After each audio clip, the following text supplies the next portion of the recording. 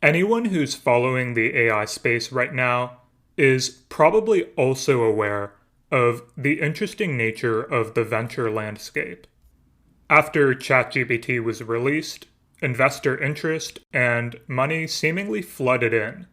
It's felt like a let a thousand startups bloom kind of moment. But the same questions always persist. What are the ingredients to building a scalable, competitive business? And where does AI fit in? Miles Grimshaw brings a unique perspective to this landscape. He spent a few years at New York based Thrive Capital, where he sourced deals with a number of well known startups, including Lattice, Mapbox, Benchling, and Airtable. As general partner at Benchmark, Miles has recently led a $10 million seed round for LangChain, a framework for developing LLM powered applications that has now become a startup. Miles and I spoke about his experience in VC, what prompted, no pun intended, his recent investment in LangChain, his perspectives on the AI landscape, and how AI startups today can differentiate themselves. Before my usual spiel, I just want to quickly call out that we got our first Apple Podcasts review of the year and have been seeing a few nice comments on Spotify. I do just want to encourage, if you've been enjoying the show at all, to leave us a couple of words on Apple Podcasts or Spotify or wherever you happen to be listening to this. It really does help us a lot. This is the Gradient Podcast, and I am your host, Daniel Bashir. If you enjoy these episodes, you can follow us wherever you're listening to this podcast episode. You can also follow us on Substack to get regular notifications whenever we release a new article, newsletter, or podcast episode. You can also find our online magazine at thegradient.pub, where we regularly publish essays by the sorts of people I interview on the podcast. And finally, if you enjoy the episode, it would mean a great deal to us all if you'd consider leaving us a review on whatever podcast player you're using to listen to this episode. It helps more listeners like you find what we're doing and helps us bring in more interesting guests for you to listen to.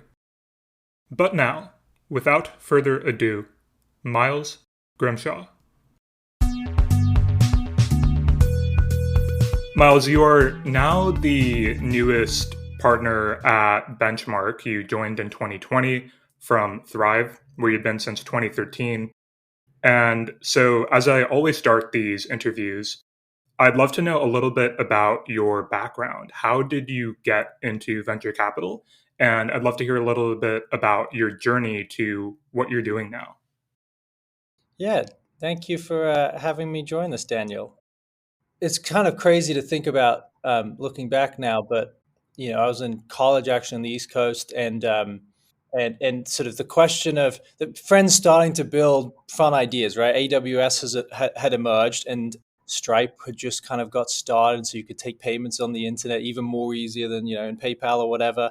And sort of Rails was out as a development framework, and a lot of friends and I was kind of a really bad engineer, but a lot of friends and I would just be tinkering. And I think probably not too long after, suddenly the Facebook movie came out, and this idea of students starting something in a dorm. The old version was, I guess, you started in a garage. The new version was you started it in a dorm. And we would just build like fun web apps and constantly sort of be tinkering and exploring. And I never had sort of like an idea that captivated me, but always enjoyed and was fulfilled by helping out others. And at the time, New York, didn't have a very big startup community in many ways. This was around the time when people were saying, could there be a Silicon Alley? And then even more sillily, it's sort of this idea of could there be a Silicon Roundabout was, I think, the name given to the UK idea. And it seems preposterous to look back on this idea of could technology companies be built outside the valley? But that was really in some sense a question at that point in time. Mongo, I guess, was really early, and Datadog wasn't really in New York yet, and some others. Anyway, so a group of us sort of ended up coalescing in New York around that time, the early 2010s, and that became Thrive Capital. Was probably the third or fourth person there investing, and I started leading up a lot of our software investing, application software, as well as developer software. So things like Segment and Mapbox, as well as a vertical applications, a company called Benchling, which sells life science research, a horizontal Airtable, and then very much for better or for worse, a generalist. And so actually invested in a bank in the UK called Monzo, which when I partnered with them was probably like 30 odd people, and now has something like 6 or so million UK accounts, which is a insane penetration since the UK population is probably only like 60, 70 million people. And so a range of different sort of companies and business models and products. And then, as you noted, was invited and joined the Benchmark Partnership late 2020, early 2021. And that's been a great joy. Before we get a little bit more into Benchmark in particular, the 2013 to 2020 time, I guess, is an interesting one for, I suppose, a number of reasons. And there are two questions I have about your experience during that time. The first, maybe preparing the way for thinking about some of your commitments, your beliefs as an investor. You mentioned a couple of the companies you identified and invested in: Segment, Benchling, Airtable, that seemed like very good calls. And so I'm curious a little bit about what led you to identify and invest in those companies.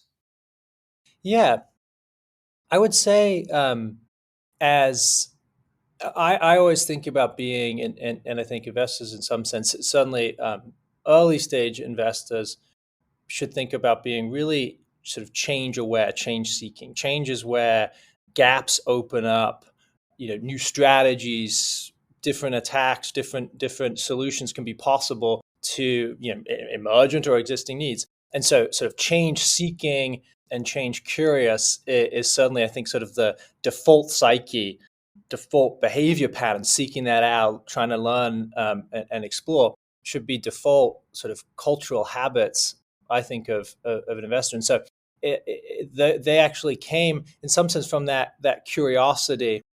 We could touch on them briefly so as not to totally bore your audience going in too much depth. But Segment came out of actually had invested in a number of the e-commerce challenges, D2C businesses, Harry's and Warby Parker's and a few others.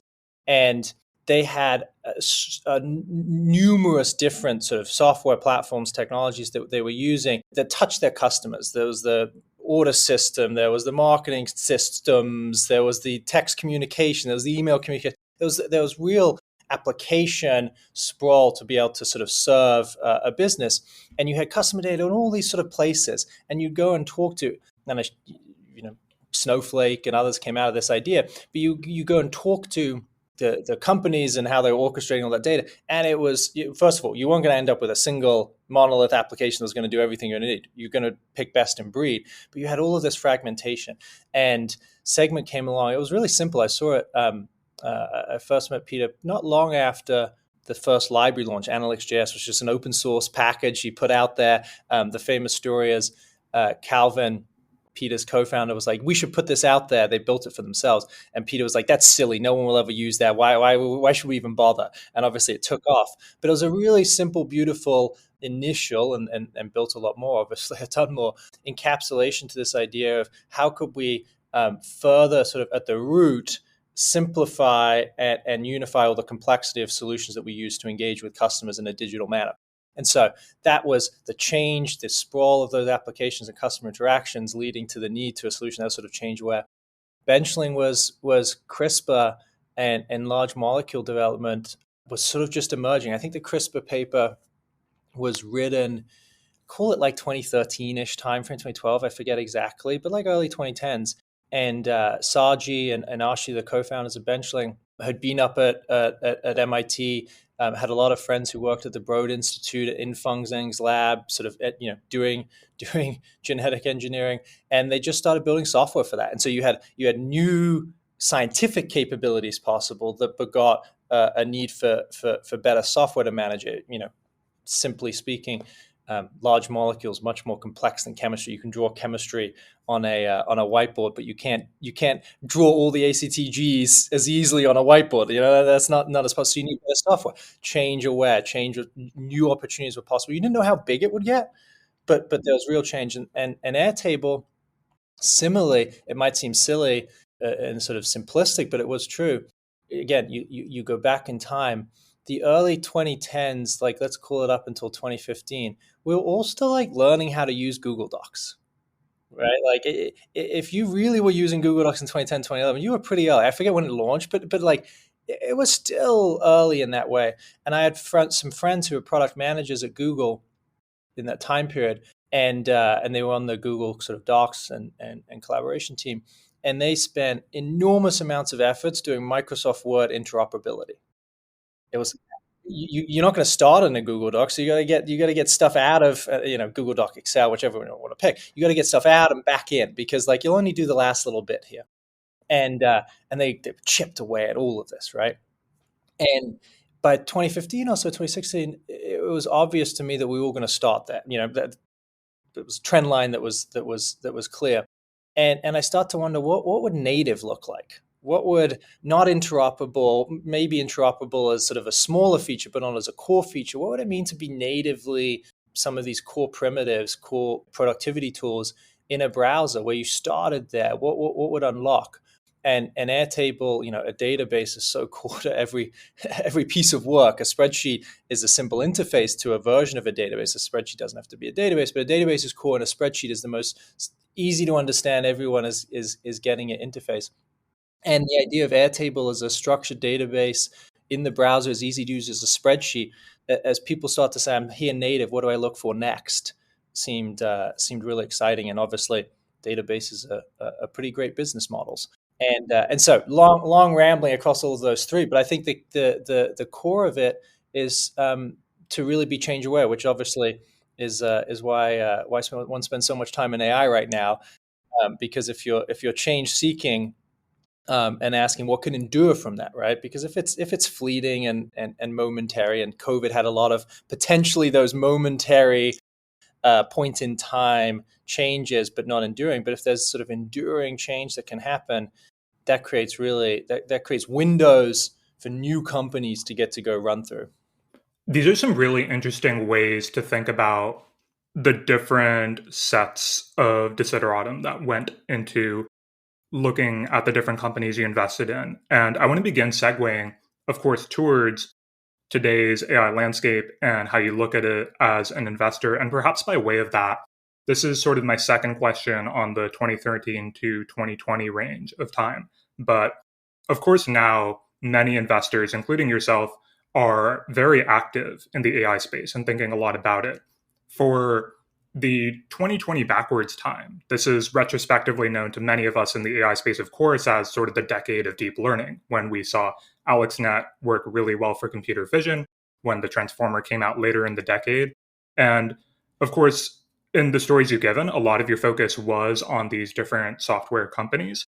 But was AI on your radar at all during that time? And I guess if not, I'm curious what brought it to your attention. Yeah. So yeah, during that time frame, I would say it was actually we were looking back the other day. My partner Eric had made a presentation. I think it was about 20. It was 2017 actually. Yeah, it was early 2017. He gave a presentation on like is AI hype or not?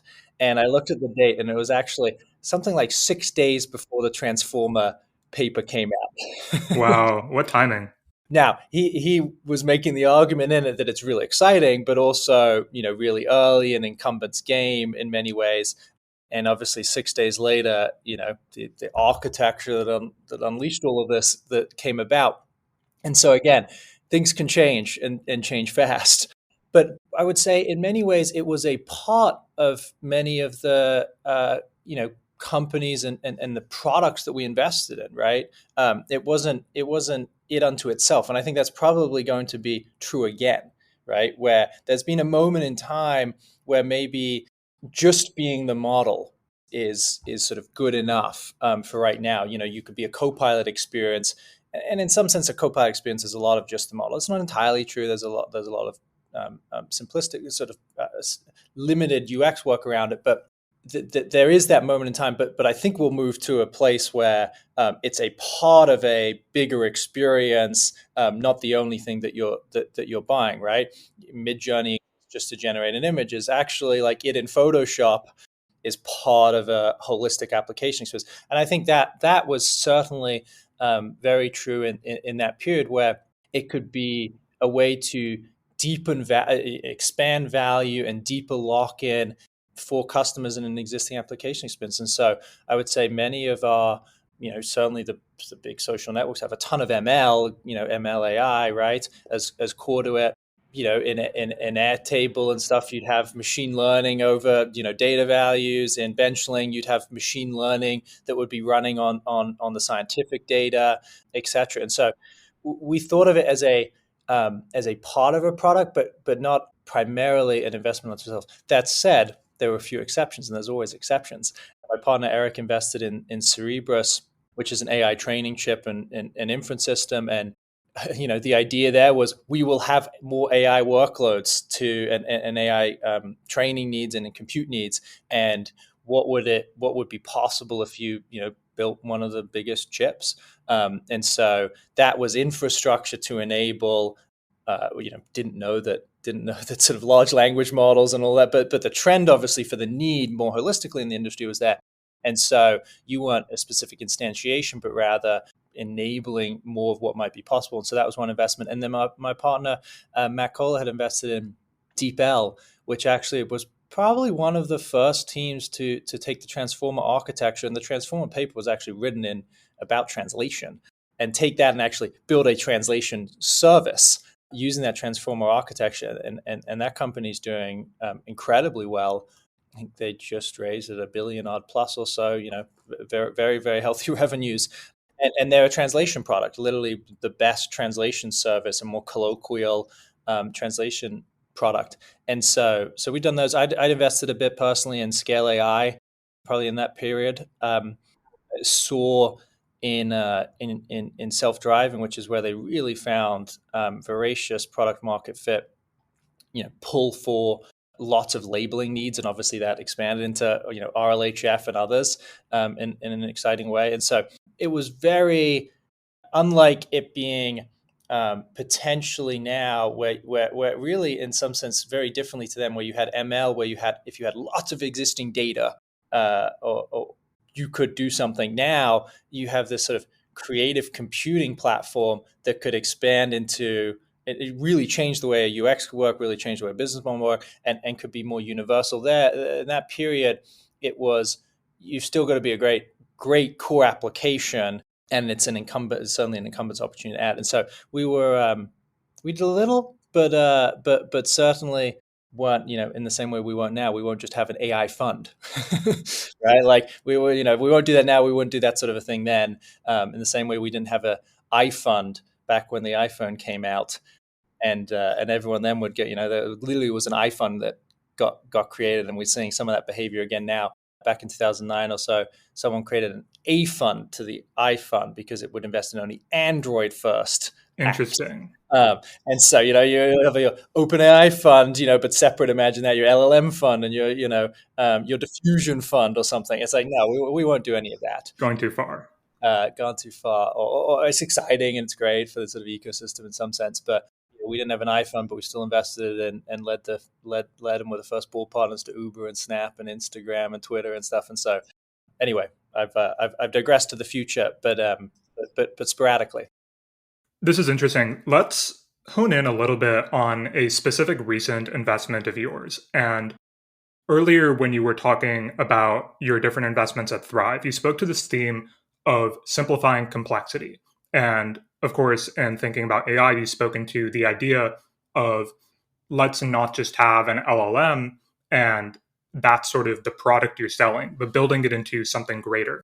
So recently you led an investment in LangChain, which I think speaks to both of these themes in a number of important ways, because it is trying to provide this interface for people to more simply work with large language models and develop applications out of them. So I can kind of see hints of what your thinking might have been why this seemed like a good idea to invest in. But I'd love to hear the story from you. Yeah, Daniel, you pitched it for me. I don't need to do anything. Uh, look, the backstory to having a relationship with Harrison and Ankush and ending up having them pick me as their partner. I would say in at some point in 2022, again, change seeking, change curious, started to see some of the early products emerging that were using, OpenAI's, I think at that point, GPT-3, and then started to see GPT-J and GPT-Neo come out in the open source, which some teams were starting to use in their products to create experiences. And yeah, it wasn't what we have now, but you went, whoa, that's really impressive. That's really interesting, and sort of just started to you know investigate, to peel back the onion, to go be curious. Ended up following a bunch of the papers that were emerging that time. It was really early to sort of instruct GPT and that sort of idea. RLHF was just starting to sort of be a concept in the late 2022s. React as a sort of prompting strategy, obviously. Chunyu sort of started working on that and was sort of curious as to how very much technology breakthroughs could start to manifest in product capabilities and possibilities.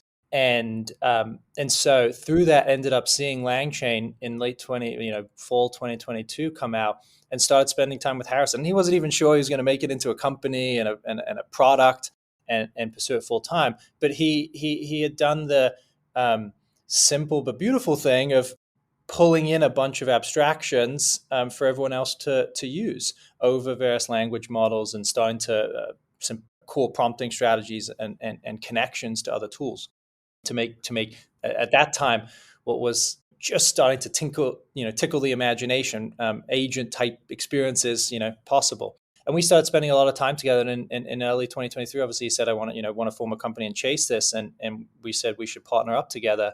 And as you said, at some level, the idea, the pursuit right now is very simple. And this is a long journey ahead. And sometimes you want to try and jump many steps ahead, but it's going to take a while for all of this technology to get pulled through in the fullest sense. It's been voracious how fast it has been, but it's still going to take a while. And I think we're really focused on the core abstractions, integrations, tooling to make that build experience, and over time the sort of run experience of application development simple. And like, everyone shouldn't end up having to rewrite a bunch of the same code, a bunch of the same abstractions. We should make it easier for the tens of millions of application developers who are coming into this now, right? We've had a ton of machine learning engineers, AI engineers, researchers, et cetera, in this community, obviously, for a long time, building and shaping. But we have now an order of magnitude more individuals coming, saying, who are application engineers, saying, I need to build something. I want to tinker. And they're not machine learning experts. Model intricacies isn't going to be their forte. They're going to say, how can I bring this? And so the tooling to make that build experience easier, and then the confidence to put it into production is obviously two big prongs that we're really focused on.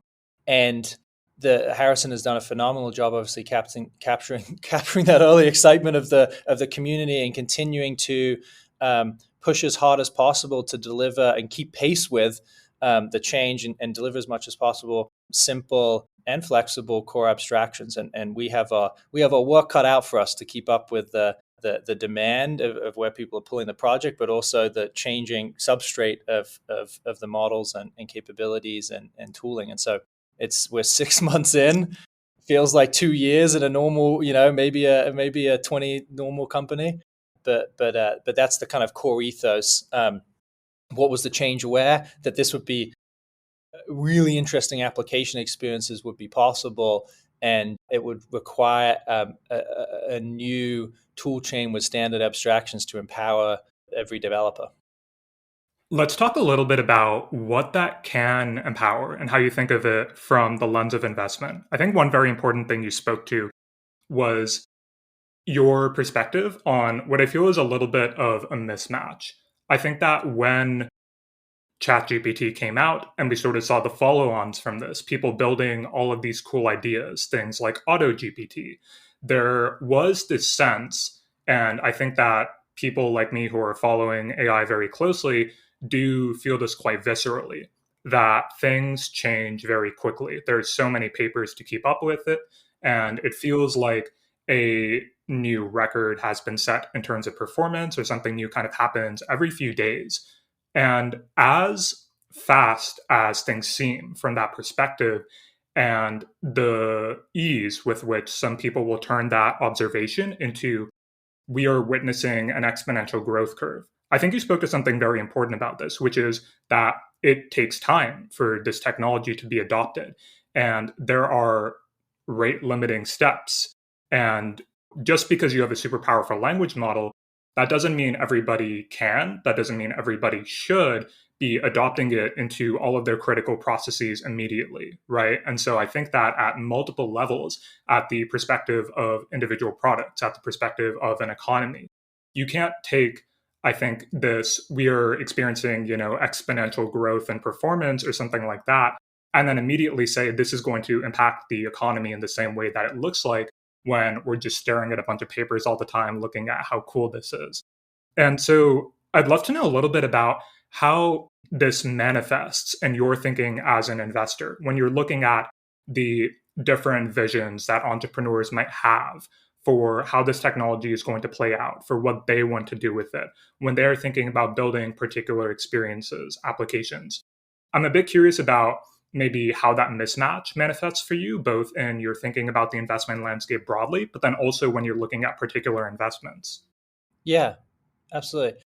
So I would say, like you, ChatGPT was an amazing moment. I think of it in many ways like the Netscape moment for this new technology, where Netscape was in many ways sort of the first browser most people ended up really using, and it allowed us to really see what was the internet beneath it and what was the technology that was there. And I think ChatGPT sort of did that for all of us, a lot of society around the idea of these language models. And so that's amazing because it's put in all of our consciousness. I would also say, I don't know about you, that excitement I think is wonderful to lean into, and is really special. And it's happening in so many different ways, right? So one is just one's own psyche, actually, I think right now. Like I am. The idea of prompting, the idea of your context window. I don't know. I find myself thinking about my own thinking with this new terminology in many ways. Like how should I prompt myself, actually, as to get the best out of myself, or what are the limitations of my own sort of memory and stuff. And so that's kind of just been fun. It's changed how it's given you probably some other people some new vernacular for thinking about just your everyday life. I don't know about you, but ChatGPT, I find myself doing things that I wouldn't go to Google for. I was just on vacation and I wasn't going to go to Google and look up a bunch of sort of random questions for where I was. You have to troll through a bunch of garbage, but ChatGPT I went to and got history and some fun facts, and it might have hallucinated, but fine, that was fine. I wasn't critically important. And so just your own behavior, the fact that like we have this tool that is impacting, and I don't know, I'm at least viscerally feeling it every day, is kind of fascinating. And then you step a little farther afield, and again, it's not to say this is a specific instantiation of a business per se. Some they are, but just it tantalizes the imagination. One would be all of the agent stuff that we are seeing. I think that you had the author of Simulacra and this idea of sort of June, yeah. LLMs, yeah, June, and sort of a Sim City and them forming relationships. I think the Cicero research out of Meta for sort of gameplay was really interesting. The Voyager paper of sort of using the language models of the brain to figure out how to play sort of Minecraft, self-instructed was fascinating. So that's one area that's captivating. Who knows what that turns into, but just like what's possible now. And I think if you're investing early and thinking about the frontier, you start with like wow and imagination and possibility. And so I think that feeds it and in a good way. If you live in San Francisco in the Bay Area as you do, you gotta go ride a cruise. The self-driving cars are driving around the city, like, and a bunch of those are transformer architectures. Like you want agentic AI, like it's right there driving around the streets of San Francisco in a remarkable way. So that's really special. And then this architecture. Obviously, we've seen it in images, we've seen it in language.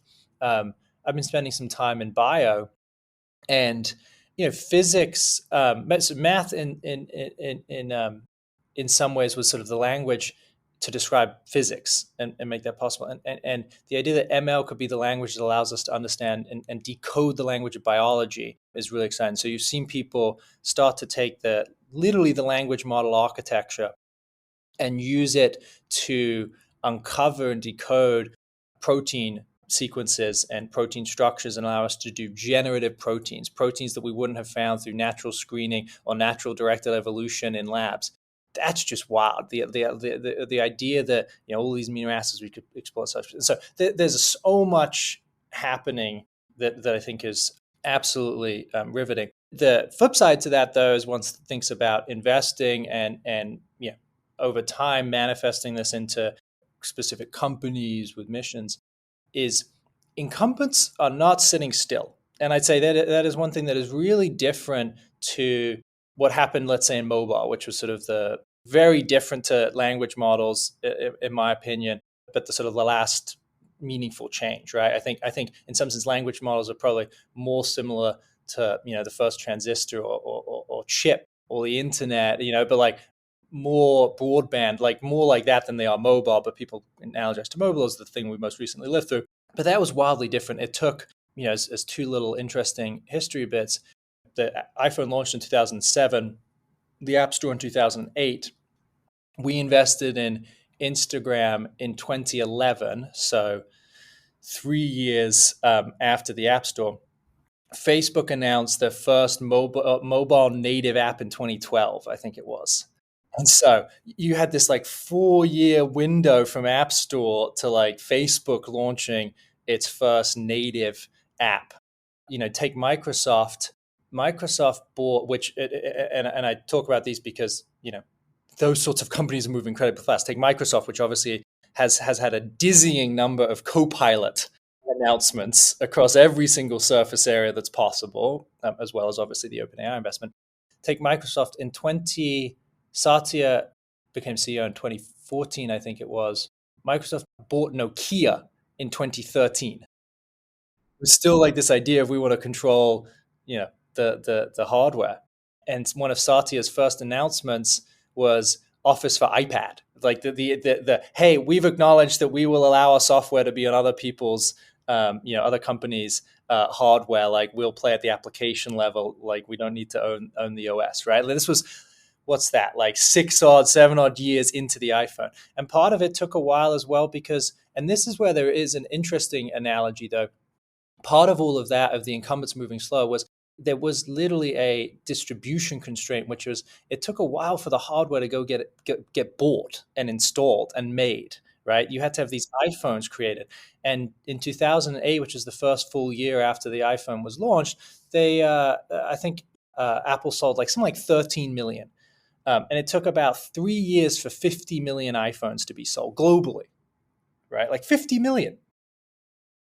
ChatGPT is more than 50 million signups in the first, 3 months or whatever, right? Like first 2 months. It literally just took a roll. Now, there might be a little bit of an analogy in some sense, actually, to GPU shortage right now, which is like we actually have to get all of these, things made and installed and online. And I think you are seeing actually potentially some constraint of what will be possible relative to what is possible today as a function of that. The ability, if you're going to go put some of this in a production experience for your customer, like you got to have decent nines of reliability as a baseline, right? And like it's actually not entirely clear you're going to get that right now. If you want to work on fine tuning with some of the bigger model providers, OpenAI announced they'll allow that later this year. Would they be allowing that right now if there was no shortage of GPUs? Maybe, potentially, but like, are you going to do that right now if you have a shortage? And so there might actually be sort of a similar hardware rollout kind of timeline consideration here. Anyway, but incumbents are moving so much faster. And I think as we look at startups, I think startups right now shouldn't learn the lesson of what is successful today. And the lesson of what is successful today, I think, in many ways, is sort of a co-pilot-esque experience, right? That is where you see most announcements. Microsoft obviously calling everything co-pilot. Shopify had a beautiful announcement that they just made of what they called Sidekick. And to me, co-pilot is entirely an incumbent's game. And it's an incumbent's game because the incumbent owns the data, they own the distribution, and it's into their distribution. They own the user experience. It rides right on top of the existing user experience. They own that user experience. And they own the business model. It's like a seat upsell, or it's tied to a seat, which is a lot of how many of these software companies monetize. It's a co-pilot. Like you still need the pilot. It's a seat-based business. So they've got data, distribution, user experience, and business model. And I think it's obviously a fantastic strategy for an incumbent, but I think it's an incumbent strategy. And I think startups and challenges should be change seeking and run through this window, but are going to have to do more, are going to have to think more differently. I'd probably push them to start from the lens of, Copilot kind of assumes the models aren't that great, right? Right. It assumes you need a human doing a ton of it, right? Being in the loop. What happens if you assume it's pretty good? Or what happens if you assume that you'll take on the errors and the issues of them and handle them as part of a holistic product experience? And I think if you go to mobile, again, if we go back to that, just because it's the last meaningful, epoch in some ways, the challenges that really came about, I think, were ones that offered even if you go to mobile and you go to internet, I think the challenges that really get to emerge are ones where you have a very different business model. And so take that as Salesforce going after Siebel Systems, proverbially, or Workday going after PeopleSoft. You took a license-based business model and you made it an internet-delivered software application with a annual access fee and SaaS fee and different business model. And I think that's one way to really attack. I think you could have a very different user experience potentially, and I think that's where you in the mobile moment you might look to things like Instagram, which said both it took advantage of what was newly possible. The camera on a phone in a special way. Snapchat was even more of that, right? Where the order of magnitude of images in Snapchat versus Instagram was tons more. And so they really said, wow, like easy mobile photo sharing is now newly possible and enabled. But it was a radically different user experience. Tinder was also that. It was actually done by an incumbent, obviously Match Group, and built within, but like totally different user paradigm to the idea of matchmaking and finding a date, obviously, than Match, which was classically done. I think the other is to say what's radically newly possible that would get unlocked. Uber, obviously, with GPSs and being able to orchestrate in the real world geolocated resources.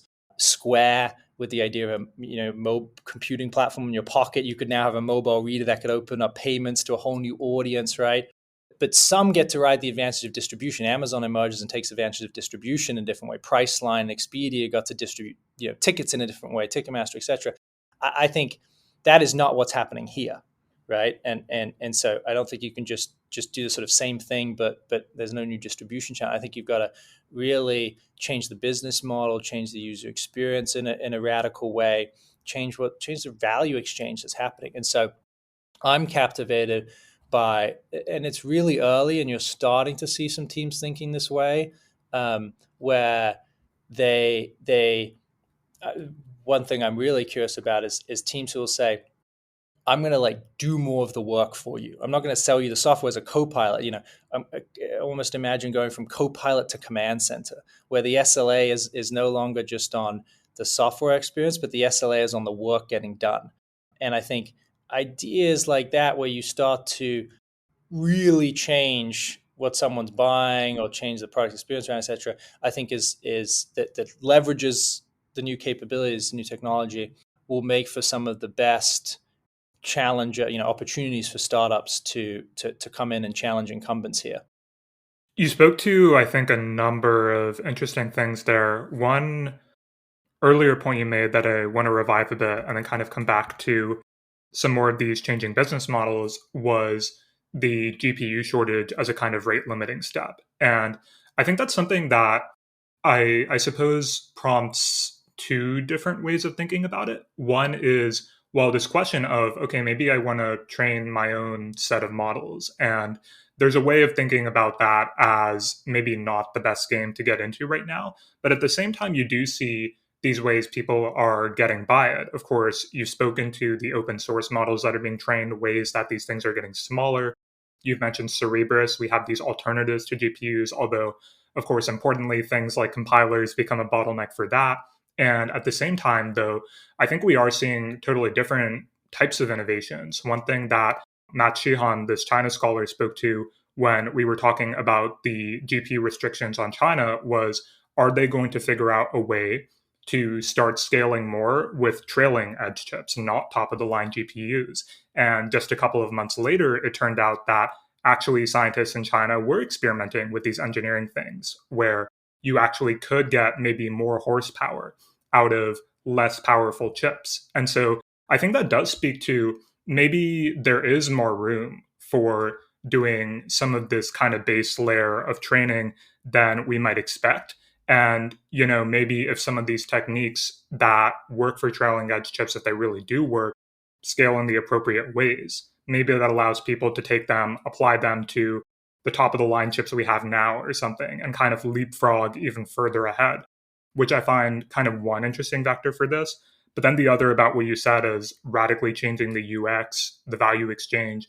The UX is particularly interesting too, because when we think about these language models, all the embedded knowledge they have, the things we can do with them, I notice this frustration about, you are telling me that there is a language model that can do all of these things, and I'm going to interact with it via like a text box. That as like a user experience just seems like it could be improved in lots of ways. And so I guess I'm curious a little bit about, for some of these different directions you highlighted for startups to come in, what some kind of positive vision, some things people are tinkering with, some of the kind of more basic ideas that they might have are kind of starting to look like and shape out as. Yeah. Yeah. To your first sort of perspective there, of inference locally, the open source, I think I was sort of speaking, I was speaking from the lens of, I think one of the constraints, you've seen a lot of announcements come out from some of the big companies, but you also haven't seen them, as many of them as they have been announced, actually be available. And I think part of that is setting up the guardrails and being confident, and some of those things actually, right, go from, demo to production. But I think part of it is actually, what level of reliability can you offer in the product from if you're using a third party model provider, OpenAI, whatever. And I think the guarantees they can offer there are still, would not match as of right now, is what I've been hearing, what people would expect of your actual software, right? Like if Salesforce offers this, that Salesforce, or take Salesforce, whatever, Shopify, you better be 5 nines, right, 6 nines or whatever of reliability. This isn't going to have that. So that's just sort of an interesting user expectation and the like to match. But I think that shortage here is a good thing, because it is helping further drive that innovation, right, of open source, of local inference and other things. And so it's a good thing, but we may not be realizing all of what will be possible presently, as we have this rolling out. In the same way that, to analogize, if you said, wow, in 2009, we haven't done that much with GPS on the phone. It's like, we haven't at some level, but like not that many people have a GPS in their pocket yet. And so the opportunity was, once everyone has a GPS in their pocket, right, coordinating all of that. But what do I do with it when I just personally have a GPS in my pocket? Okay, maps is different, but like what else, And so some of it might take a moment. To what is one seeing that I think is interesting? To use a broad lens, I might offer, I think that there's an opportunity for the arc to have gone from, we went from, we moved everything to cloud, and then there was a big arc of making everything collaborative, right? So think of Figma, think of Airtable, think of Google Docs. There was a huge push to make everything collaborative, and you had sort of the idea of the collaborative cloud. I think we obviously are right in this moment now where we have the idea of a co-pilot, and that's a new UX paradigm, a new product paradigm. But I think there's an opportunity again for the startups to come and build really different, to move to maybe the command center, the cockpit, the control plane. I think the command center is probably the best framing of it for right now. And imagine, in some sense, think about, if you've been up in SF, think about the cruise car where you get in the back of it and it's driving itself, but there's still a damn steering wheel in front of you. And then go look at their new car like the Origin that's coming out. There's no steering wheel whatsoever. It's just going to be a wholly different UX experience. But what is beneath that, if you start to think about it, is and differ that to say an Uber. There's all sorts of things that the cruise, or self-driving car company, or a company that thinks in a command center mindset, mindset versus a co-pilot mindset, is taking on beneath that form factor. And so routing, right? Like which actual route should you drive, goes from, hey, I'll give a suggestion to the Uber driver, to, no, routing is a core part of the product experience you're actually buying. You're buying it from me and I'm picking it, right? Customer service ain't going to be handled by someone in the car anymore. It's going to be handled more remotely. The architectural, there's all these sort of things that actually go into it. And so I think that startups here, I'm starting to see some of them who'd say, I'm not going to give you the software to just do it. I'm going to take on some of the expectations of the work that the software should do. Let's use a trivial example, take customer service, and the idea that you could sell like better Zendesk ticketing software or better intercom ticketing software, or you could say you expect your team to deliver 90% 5-star tickets or something. I'll deliver you 90% 5-star tickets. Like, that will be my SLA. And my product is delivering you that. Not my product is delivering you software that will allow you to hopefully have 90% 5-star kind of tickets. And you could go probably do this in accounting. You've started to see that there's a company that's out there called Even Up. I don't know whether you've seen that. That's in personal injury law, where they say, I will write your personal injury, I forget what it's called, but like personal injury file brief thing that's submitted to insurance companies, I think it is. I'll write that for you instead of a paralegal, but I won't give you the software to write your version of it and help you out. I'm just going to write it for you. I'm going to do it for you. And you might need humans oversight and all of that, but how many humans you need at what ratios and what, you customer, don't worry about that.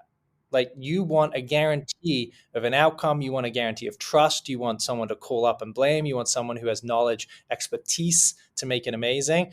And how much AI or not AI I use or whatever, like, doesn't matter to you. I'm going to give you the service at a better price than anyone else with the same opportunity. And so I think there's in many ways, we might look like some services opportunities that would previously have been magnetically repulsed by venture capital to run away from, actually maybe coming into the fold and looking more like software opportunities. And so maybe that's one, a fun analogy to the idea of self-driving cars, but then also connected into a few that are the ones that are, I'd say, who knows whether it's right or wrong, time will tell in some ways, but they provoke a more future-minded opportunity than just a co-pilot, which I really do believe is primarily going to be an incumbents game. To take the future-minded question in maybe a different way, you've spoken to a lot of the opportunities for developing this into doing more of the work a piece of software might do. But perhaps thinking back a little bit to Benchling and sort of bio-focused companies, one thing that I spoke with Nathan Benesh about a while ago was his excitement about how things like diffusion models could be applied to maybe more non-obvious domains, things that people weren't looking at as much, because I think there's the very obvious text to image, text to video, that kind of everybody's excited about. But there are domains where there's maybe more nascent ideas for applying things. And you've already spoken to this earlier about language models for protein generation. I'm curious if there are any other new domains, things that you feel like people maybe aren't doing enough of, that feel like fundamentally new applications of these systems that maybe you've got your eye on. I think bio is certainly one that I'm very interested in and excited by, in part because we as humans have created a language to describe it, and we know we have some primitive understanding of it, but like, we've never really been able to handle it. And the the transformer architecture, and actually people are using diffusion model architectures. To the Baker Lab, the University of Washington has been playing with that, again around proteins, but primarily it's sort of think of it as a core language model architecture, is allowing us to decode and navigate that terrain in really interesting ways. And so that's the most captivating. You obviously see it in robotics, obviously in the self-driving cars, very viscerally right now. So those are probably the two right now. But I'm certainly very curious to see more. Fantastic. I think this might be a great place for us to close up. And so maybe my final question to you, Miles, will be, we've spoken about a lot of exciting directions for AI right now in multiple different ways, what you're thinking about right at the moment. And so as a last question, I'll leave you with kind of a pretty open-ended one. For somebody today who is thinking about, there is so much to keep up with and going on right now, maybe I'd like to build a company in this space. I'm either at the stage of I've got a pretty nascent idea, or I'm still thinking through what is it that I'd like to do with all of these technologies. I'd like to build some kind of company. What would you encourage them to think about? Yeah, I'll go back actually quickly to your prior question, because there's one other dimension that I think I've been thinking about a little lately, and I haven't seen as much on, but I'm curious for that. You asked sort of, are there other areas where one thinks about this being applied? There's also how much maybe these models in existing areas, let's go core language, could diverge. And in some sense, we've all been chasing like who's slightly better at whatever the better benchmark is right now. But there's much more interesting ideas of divergence that I think could happen. Think about two ways. Well, think about one that's going to maybe in part drive it, and the other that I think will drive. These labs have mostly published a lot of their research along the way, and so everyone's kind of seen it, copied it, used it, said no, that's silly, and everyone's dropped it collectively or adopted it collectively. But as people stop publishing, you can go judge good or bad, depending on what you think. But as they stop publishing, could techniques just end up diverging more? And so the ways in which we go about all of this could end up leading to different outcomes, not from necessarily a specific goal directed, but just the techniques and tooling and et cetera diverge. And so that's kind of interesting to think about, as we've in some sense been trying to look very similar, but could we end up just because of the inputs looking kind of more and more different? The other is, RLHF has obviously been really important to usability in some application arenas of these models. And that's the way we're giving feedback to these right now, is human feedback. And I've been starting to wonder what would, and I don't know whether this is possible or not. One place I have been talking with the team about it seems possible in images, but what could reinforcement learning from outcome feedback be? Like if you were to do a sales oriented versus a customer service oriented versus an educational versus a legal, domain, they should have very different, not just languages, but goals, outcome orientations, right? And by the way, sales orientations for different sorts of companies are really different. Customer service orientations for different sort of companies are very different, right? Like imagine going to a 5-star hotel customer service versus whatever the latest budget airline is, right? Or even worse, whatever the latest car rental customer service company is, right? Like really different.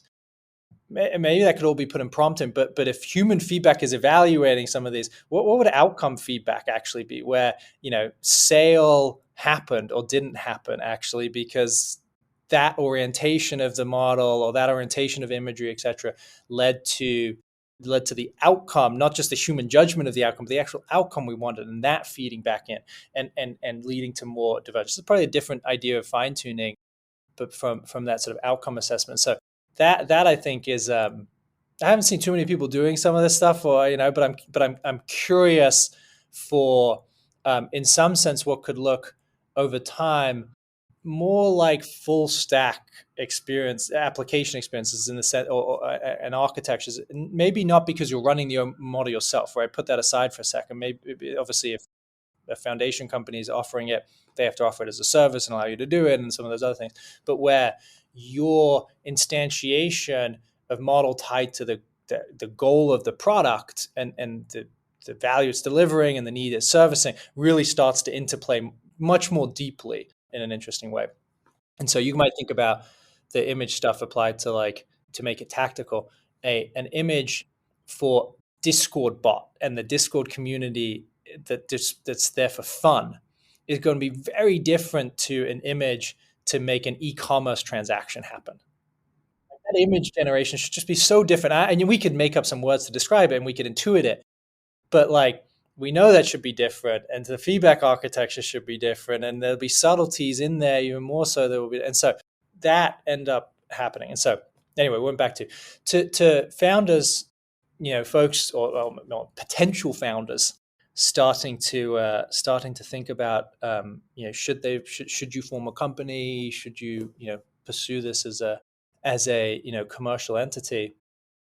Look, I would say the big it's sort of good and bad. It's wonderful and exciting, but the bad side of it is when money is easy, and it's obviously pretty easy right now in this domain, not having sort of that challenge and the lowering of the bar there, so to speak, let you off the hook for your own depth of commitment and excitement.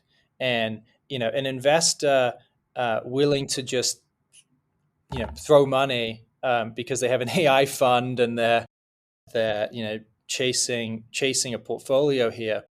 Most of those people, almost all of those people who are chasing, their depth of commitment is pretty shallow. Like, there's services people that can deal with you after. They're probably not taking a board seat, and so they're not saying they're actually going to help you. The amount of money they might do could be big, but might actually be pretty. Some of these crossover funds and bigger funds that are doing it, like, $10 million to a multi-billion-dollar fund is just a rounding error.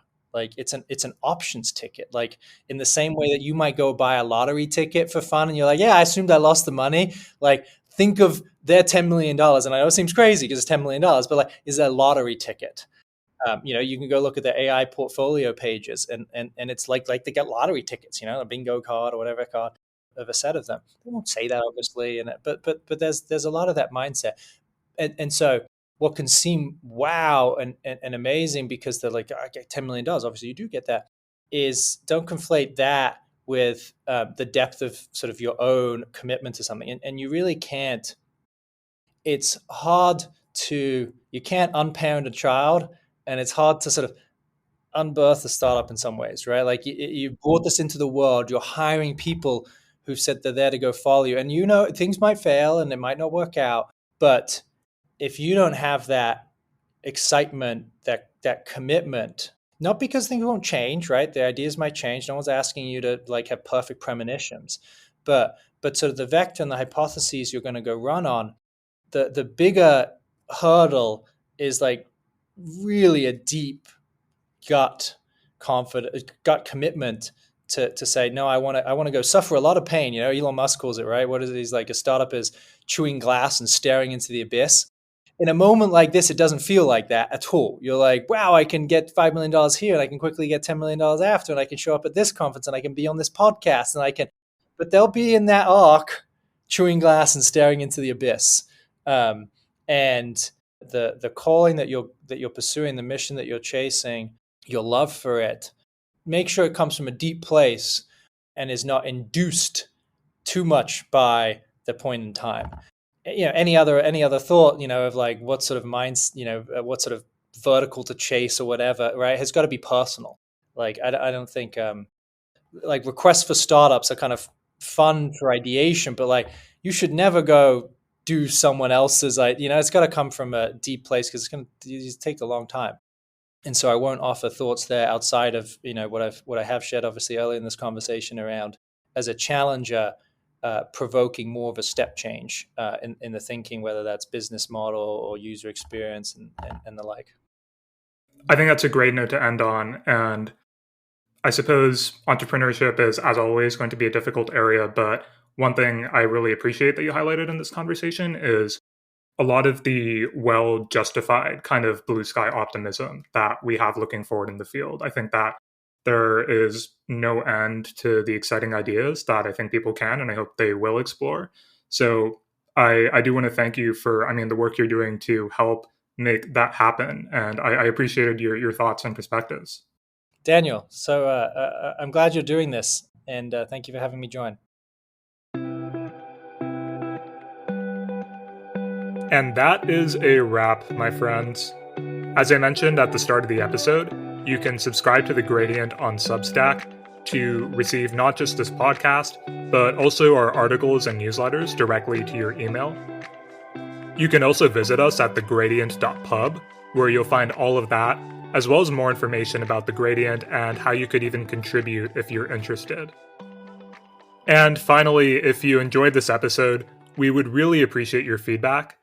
If you'd like to leave a comment or review, we'd love to know how we can make this series more interesting and informative to you. And with all that, I'll leave you until the next episode.